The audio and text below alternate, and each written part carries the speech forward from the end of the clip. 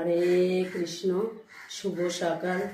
সকল ভক্তের চরণে জানাই আমার সশস্ত্র প্রণাম।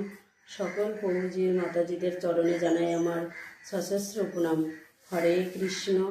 আজ নৃসিংহ চতুর্দশী, তাই যারা উপবাস করবেন তারা কাল সকালে পালন করবেন গোবিন্দকে চিরার ভোগ লাগিয়ে তারপরে, এবং যে যার সামর্থ্য মতো অন্য কিছু ভোগ লাগাতে পারেন, যেমন পায়েস, তারপরে পোলাও, খিচুড়ি, যে যেমন সামর্থ্য ভোগ লাগিয়ে গোবিন্দকে প্রসাদ করতে পারেন। এবং কালকে সারাদিন নিরামিষ আহার করতে হবে। হরে কৃষ্ণ। সবার কুশল মঙ্গল হোক এই কামনায় গোবিন্দর কাছে সবসময় করি। আপনারা সবাই ভালো থাকবেন, গোবিন্দ যেন আপনাদের সবাইকে ভালো রাখে। হরে কৃষ্ণ। ভিডিওটি যদি ভালো লাগে আমার চ্যানেলটিকে সাবস্ক্রাইব করে দেবেন, লাইক কমেন্ট শেয়ার করে দেবেন। হরে কৃষ্ণ। যেহেতু আমি নতুন, ভুল ত্রুটি হতেই পারে, আপনারা আমাকে সহযোগিতা করবেন এবং আমার পাশে থাকবেন।